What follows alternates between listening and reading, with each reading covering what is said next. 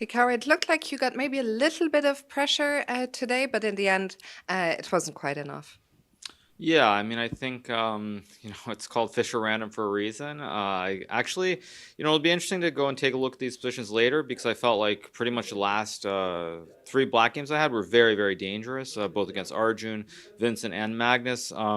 Today's position was one where there was no clear-cut idea at the start. Fabian and I thought B4 is maybe good. I mean, it's hard to judge. I mean, obviously, all the games were a little bit chaotic because everybody was in a must-win situation. But I don't think I really ever had anything special today.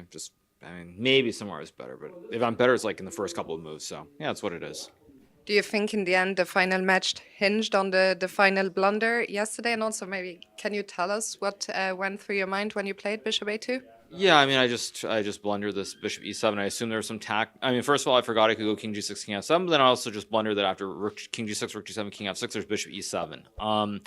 So that's what I missed. But regardless, I still, of course, should have taken the pawn. So yeah, it's a little bit disappointing. But I think for me, it's not so much about the blunder. It's the fact that earlier in the game, I misevaluated the position. I mean, it's kind of ironic. There were two games here where I badly misevaluated the positions. The first one was in the tiebreaker, or not tiebreaker, sorry, the qualifier against Vincent, where I thought I was better and I was actually worse the whole game. And then yesterday I thought I was better and I was actually worse. So kind of it's more about the flow where I thought I was better. And then once I allowed this knight e4, knight f6, I was just very unhappy with myself. So it's more about, I think, being objective than actually the moves itself, even though I still should have found rook takes h2. It's much more about how I evaluate it, because when you think you're better and then you go from better to, or thinking you're better to being worse, it's very hard to kind of adjust. So it's more, I think, on the psychological end than like the moves themselves for the last like 10 moves.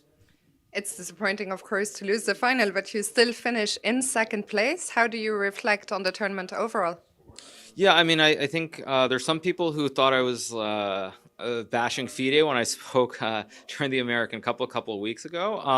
But looking at all my results, honestly, I wouldn't have it any other way, mainly because Freestyle finishing second is very acceptable. Before the tournament, if you told me I'd finish second, I'd be happy. But also every other tournament I played, like the American Cup, I've done well. And actually, the reason that I would say I'm happy with the sort of the results themselves is because I got 8 classical games in the American Cup, so I at least have some backdoor outs, to use a poker term, towards getting to the candidates. For example, say I had lost to Misha or something, gotten 2 classical games, lose 5 rating points, and then I had 1 here, that would be a disaster in my book. So I always try to look at things or try to be positive, and I mean, it's good, so I'm happy. The next big event, well, there's Granco, which you will be skipping, but Vegas, are you looking forward to that one? Well, I mean, there's kind of a tournament with real chess in May, which is slightly more important if I'm being frank, which is Norway chess, which will be a couple months before the freestyle event in Vegas. I think yeah, I'm looking forward to that one specifically because that will determine a lot as far as what my schedule looks like for the rest of the year. I think if I play well in Norway chess, or let's just say I maintain a 10 to 15 point cushion over Gukesh, then I'm going to make a real push to try and qualify for the candidates. If I don't, I'll just play the World Cup, and the chips will fall where they may.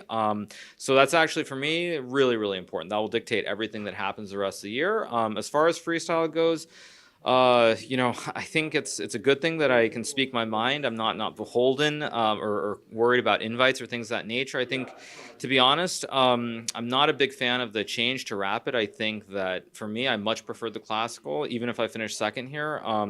I thought that it's a lot of fun to use your time and figure it out. Trying to play a rapid game is going to be really brutal, and I mean, I'd be surprised if I do as well based off of the change of the format. So I'm not actually that optimistic about the next event, but who knows how it will go. Hikaru, thank you for sharing your thoughts. Congrats on second place and all the best for your upcoming events. Thank you.